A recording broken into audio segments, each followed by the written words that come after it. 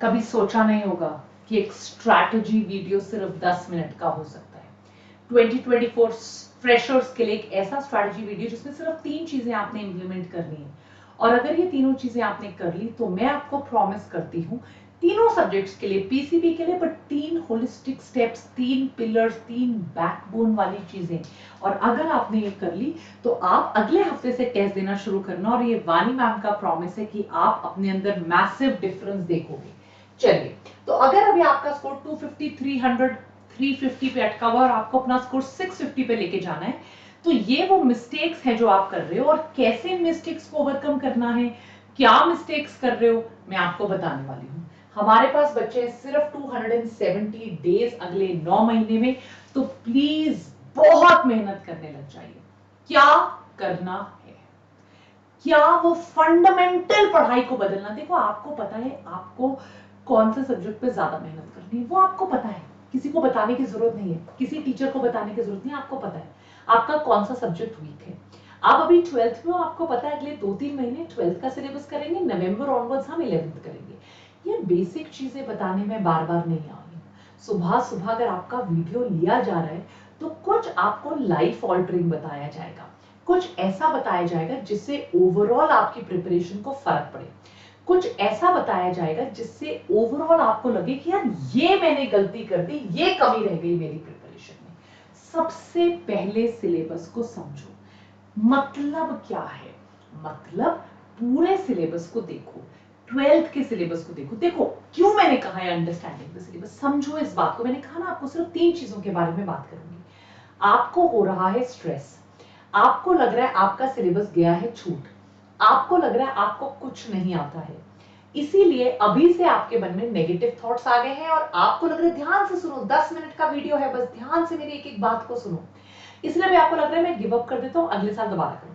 जब आप एक बार सिलेबस खोल के बैठोगे और प्रैक्टिकली प्रैग्मेटिकली अपने सामने पीसीबी का सिलेबस का इंडेक्स खोलो और बैठो, आप तब देखोगे कि यार 2 चैप्टर तो मुझे आते हैं, एक चैप्टर पे मेरी अंडरस्टैंडिंग एवरेज है, मैंने क्लास लगाई है, ये वाला चैप्टर भी क्लास में चल रहा है, ये कर लेते हैं। आपको लग रहा है शायद एक आधा ही छूटा है। जब हम एम्बिग्विटी में पढ़ते हैं, जब हम बिना सर पैर के, बिना किताबें खोले, बिना सिलेबस लगाए हम इमेजिनरी वर्ल्ड में पढ़ते हैं, तो हमें लगता है हमें कुछ नहीं आता है, हम पढ़ ही नहीं रहे। पर जब हम प्रैक्टिकली प्रैग्मेटिकली सिलेबस खोल के जो आता है, जो 65-70% आता है, उस पर टिक लगाते चलो, जो क्लास में सुना है थोड़े बहुत नोट्स बनाए उस पे ऐसे एकदम एरो सा बना लो, जो नहीं आता उस पे क्रॉस करो, तो आप देखोगे क्रॉसेस इतने ज्यादा नहीं है। सो एक बार सिलेबस को अंडरस्टैंड करो, खोलो किताब, देखो, और असली में देखो आपको कितना आता है, कितना नहीं आता। आज से जो भी पढ़ रहे हो, मैंने क्या बोला आपको, 2 या 3 टिप्स ही मैं आपको दूंगी, ज्यादा चीजें नहीं। आज से जो पढ़ रहे हो, देखो आपको क्यों लग रहा है, इसको ना मैं फंडामेंटल लेक्चर लेकर आई हूं, एक कॉन्सेप्चुअल लेक्चर लेकर आई हूं, एक अंडरस्टैंडिंग वाला लेक्चर लेकर आई हूं, जो रियली आपको हेल्प करेगा जहां पर भी हो, जिस लेवल पर हो पढ़ाई के, वहां से अपने आप को बिल्ड करके समझने के। ये कोई ये नहीं 6 बजे उठो, 12 बजे सो जाओ, 3 बजे उठो, 5 बजे पढ़ो, ये वाला लेक्चर नहीं है। ये एक फिलोसॉफिकल लेक्चर है, ये एक स्ट्रैटेजिक लेक्चर है जो आपको हेल्प करेगा। आपको क्यों लगता है कि यार मुझे आता नहीं है, मेरा कॉन्फिडेंस क्यों नहीं बढ़ रहा है, क्योंकि आपने दो अभी तक अपनी पढ़ाई में 2 मेन लैक्यूना छोड़े, 2 आपकी मेन कमियां हैं। एक, आप जो भी पढ़ रहे हो उसमें टिक मार्क करते हुए नहीं पढ़ रहे हो, जो मैंने पिछली चीज में बोला कि आप सिलेबस टिक करते हुए पढ़ो। आपको पता होना चाहिए एग्जैक्टली आप किस जगह पर हो, आपने कितना पढ़ा है, क्या छोड़ा है, वो बड़ा जरूरी है। दूसरा, आप जो भी पढ़ रहे हो उसके नोट्स बनाते चलो, और हर तीसरे चौथे दिन आज जो अपना टाइम टेबल बनाओगे, एक तो टाइम टेबल खुद बनाओ, किसी की बातों में मत आओ, किसी को मत बोलो मेरा टाइम टेबल बनाओ, खुद बनाओ। और उसमें सबसे इंपॉर्टेंट जो चीज है, जो गड़बड़ करती है, वो होती है यार सबसे इंपॉर्टेंट, आप रिवाइज करते चलो। आप जितनी मल्टीपल टाइम्स एक चीज को करोगे, आपका कॉन्फिडेंस बढ़ेगा, क्योंकि आपको चीजें याद रहेंगी। एक बार पढ़ोगे, 3-4-5 दिन बाद कोई आपसे पूछेगा, आपको चीज याद नहीं रहेगी। चीज याद नहीं रहेगी तो आपके मन में आएगा मैंने पढ़ा था, मेरे को याद नहीं है, मतलब मेरी अंडरस्टैंडिंग में कमी है, मतलब मैं बुद्धू भोंदू, मुझसे नहीं होगा। अगर आप उसको रिवाइज करोगे, आप किसी को समझा पाओगे, आप किसी डिस्कशन का पार्ट कर पाओगे, आप एग्जाम में क्वेश्चन सॉल्व कर पाओगे, आप टीचर के क्वेश्चन का जवाब दे पाओगे, कॉन्फिडेंस बढ़ेगा।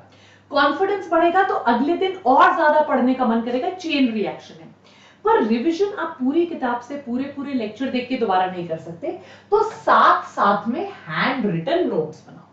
हैंड रिटन नोट्स बनाना बड़ा इंपॉर्टेंट है। इस चीज पे मैं दोबारा आने वाली हूं। चलिए let me come to handwritten notes, because ये बहुत इंपॉर्टेंट चीज है जो मुझे अभी आपके साथ डिस्कस करनी है। अब देखो बेटा, आप रिवाइज तब कर पाओगे, नोट्स तब बना पाओगे अगर आपका पढ़ाई का मटेरियल लिमिटेड है। इतनी सी चीज पढ़ी, उसके नोट्स बनाए, फटाफट रिवाइज किए, एमसीक्यू सॉल्व किए। अगर आपका कॉन्फिडेंस ही नहीं है, आपको फेथ ही नहीं है कि यार इस टीचर ने ये किताब बोली है, इस टीचर के पीडीएफ के नोट्स मेरे टेलीग्राम पे आ चुके हैं, वेदांतु में आप पढ़ रहे हो, आपके पास तत्व आ चुका है, आप जहां पढ़ रहे हो, जिससे पढ़ रहे हो, अब आपको उतना अपने अंदर कॉन्फिडेंस लेकर आना पड़ेगा कि यार मुझे सिर्फ दो चीजें सॉल्व करनी है। एक, मुझे पानी मैम ने हर लेक्चर में बोला है सिर्फ एनसीईआरटी पढ़ना, इसके अलावा किसी भी चीज को पढ़ने की जरूरत नहीं है। नीट का जो सिलेबस है वो सिर्फ एनसीईआरटी से आता है, इसके बाहर से कुछ नहीं आता। तो यार मुझे ना सिर्फ एनसीईआरटी की किताब पढ़नी है, इसके अलावा किसी भी चीज को पढ़ने में मेरा कोई इंटरेस्ट नहीं है।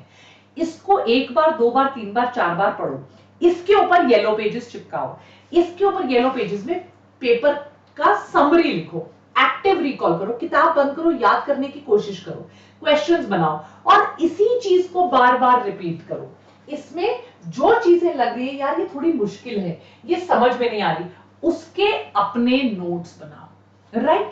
सबसे बड़ी बात, सबसे बड़ा क्या होता है यार, बिगेस्ट मिस्टेक, हम इतनी किताबें इकट्ठी कर लेते हैं, हर जगह से थ्योरी पढ़ते रहते हैं, हम नोट्स बनाने में, रिवीजन करने में और एमसीक्यू करने में बिलीव नहीं करते। हम सारा दिन पढ़ते भी रहते हैं पर फिर भी हमारे नंबर नहीं आते। शायद 11th में आपने नीट 2024 यही ब्लंडर किया हो, शायद आपने सारा दिन सिर्फ थ्योरी रिवीजन करी हो, वो भी टन्स ऑफ बुक से करी हो।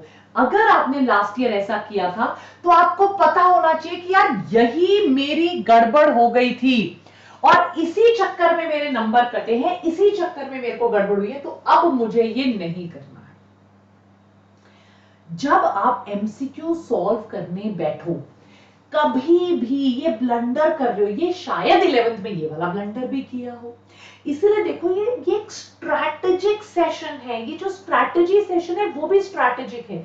मैं आपको एक सिंपल टाइम टेबल नहीं दे रही, सुबह 4 बजे उठ के पढ़ना शुरू कर दो, रात को पढ़ो, दिन में पढ़ो, नहीं। हो सकता है पिछली बार भी आपने एक और ब्लंडर किया हो, दैट मीन्स आप सीधा प्रीवियस ईयर क्वेश्चंस पे चले गए हो, वो भी टफ वाले, या सीधा असर्शन रीजन टाइप के क्वेश्चंस में चले गए हो। मैंने आपको अभी क्या बोला, सबसे पहले आप सिलेबस खोल के बैठो, आप देखो आपको कितना आता है और कितना नहीं आता। सेकंड चीज मैंने आपको क्या बोली, सेकंड चीज मैंने आपको ये बोली कि यार उसके बेसिस पे आप देखो मुझे कौन सा टॉपिक आता है, कौन सा नहीं आता, और फिर उसके एनसीईआरटी पढ़ने पे चले जाओ।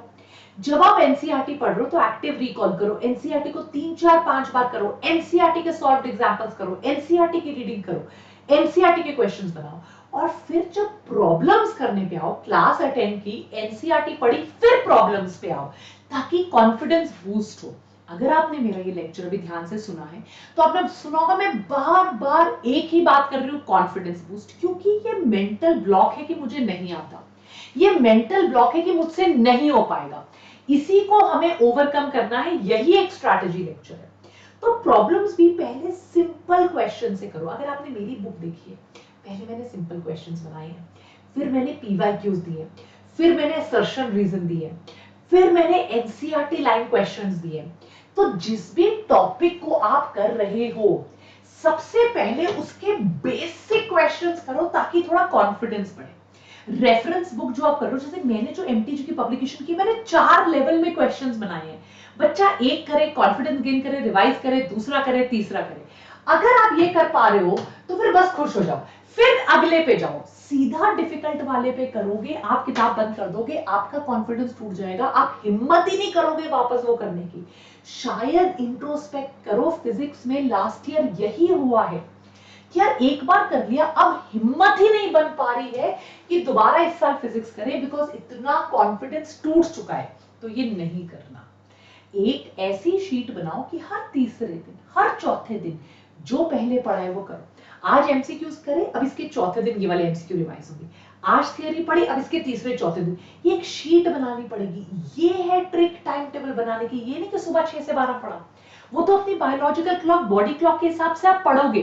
पर यार एक A4 शीट पे ये बनाओ कि अब मैंने आज ये चैप्टर किया है, अब अगली बार मैं अपनी किताबें कब देखूंगा। चैप्टर वाइज उस शीट को मेंटेन करो, ताकि 1-1.5 महीने में आपका पूरा पूरा रिवीजन हो रहा है, ताकि आप मॉक टेस्ट देने लायक हो।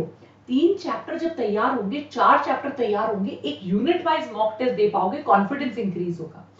आप गलती क्या कर रहे हो, आगे बढ़ते चले जा रहे हो, पीछे की चीजें छूटती जा रही हैं। टेस्ट में इसलिए नंबर नहीं आ रहे क्योंकि आगे आगे आगे मुश्किल से सैटरडे को सिलेबस खत्म होता है, रिवाइज करने के लिए रिवीजन शीट नहीं बनाई है, टेस्ट में पुरानी चीजें भूल जाती हैं, फिर आपको लग रहा है मुझसे नहीं हो पाएगा, मुझसे नहीं हो रहा है। आप फिजिक्स के सबसे टफ क्वेश्चन से स्टार्ट कर रहे हो। जब टफ क्वेश्चन ऑफ फिजिक्स से स्टार्ट कर रहे हो तो आप कर ही नहीं पा रहे हो। सो एक रिवीजन मंडे को हो सकता है, बायो का रिवीजन हो, ट्यूसडे को केमिस्ट्री, उसके 3-4 दिन हर तीसरे चौथे दिन रिवाइज करना है। भले ही उस दिन थ्योरी कम करो, पढ़ाई कम करो, पर उस दिन मेक श्योर करो कि रिवीजन बहुत ज्यादा हो। और एक लास्ट पॉइंट, राइट, रिवीजन का तरीका क्या होना चाहिए यार आपका, एनसीईआरटी पढ़ी, एमसीक्यूज करें। एनसीईआरटी के साथ जो भी आपका लेक्चर चल रहा है, मतलब आपने जो भी वीडियो लेक्चर देखा, मेरा देखना है, कहीं और देख रहे हो, कुछ भी देख रहे हो, ये दोनों किया। इसके बाद जहां पे गलतियां हो रही है, जो भूल रहे हो, जो चीजें लग रहा है यार ये मैं तो 3-4 बार कर चुका हूं फिर भी मुझे समझ नहीं आ रहा, इसमें गलती कर रहे हो, उसकी एरर कॉपी बनाओ, राइट, रिवाइज करिए, एरर कॉपी से एक बार ये सारा रिवाइज कीजिए और फिर दोबारा कीजिए। अब देखो रिवीजन तभी हो पाएगा अगर डिसिप्लिन है। पर डिसिप्लिन किसके लिए, किस चीज के लिए, हैंडमेड नोट्स के लिए और एनसीईआरटी पढ़ने के लिए। एनसीईआरटी ही पढ़नी है। आप अगर क्वेश्चन सॉल्व नहीं कर पा रहे, मतलब वापस आओ एनसीईआरटी पे। एनसीईआरटी से अगर चीजें समझ में नहीं आ रही, वीडियो लेक्चर देखो। एनसीईआरटी और वीडियो लेक्चर से चीजें समझ में नहीं आ रही, एनसीईआरटी बंद करके एक्टिव रिकॉल करो, एनसीईआरटी के सॉल्व्ड एग्जांपल्स करो, एनसीईआरटी की बैक एक्सरसाइज करो। फिर भी चीजें समझ में नहीं आ रही तो किसी रेफरेंस बुक को ओपन करो।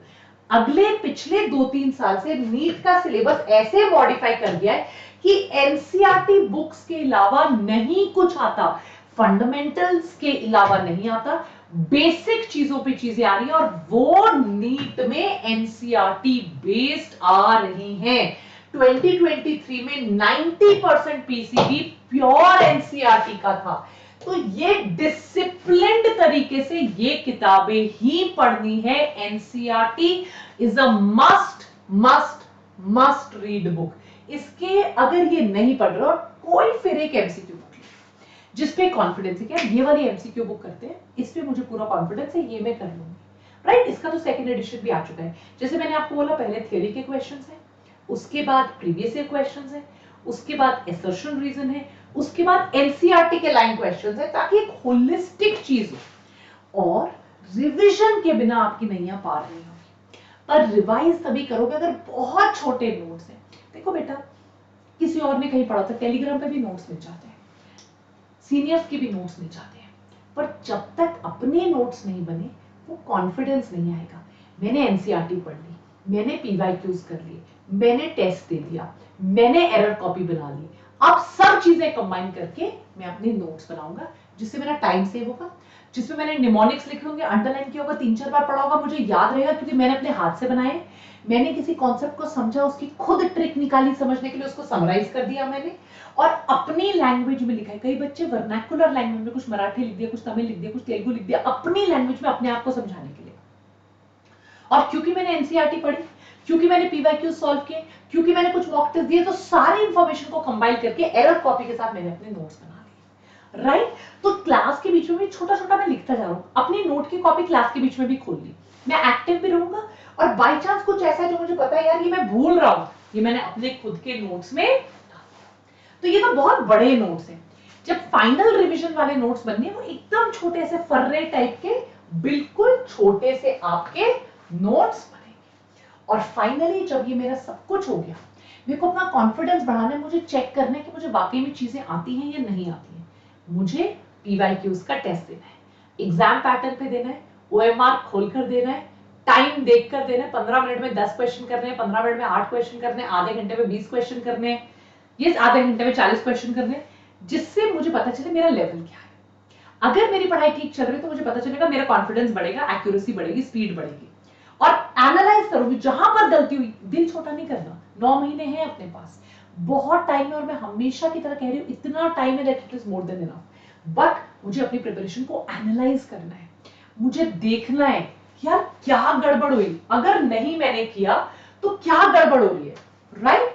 और अगर कोई भी प्रॉब्लम है, वीर बैच आपके लिए है, ऑलवेज अवेलेबल, रिसोर्सेज सारे अवेलेबल है, टास्क बेस्ड टेस्ट है, प्रैक्टिस है, डीपीपीज है, एक टीचर है, सब कुछ पढ़ाएगा, टेलीग्राम पे नोट्स मिलेंगे, एनसीईआरटी से पढ़ाया जा रहा है, क्वेश्चंस कराए जा रहे हैं, टेस्ट कराए जा रहे हैं, वीर बैच का पार्ट बन जाओ, राइट?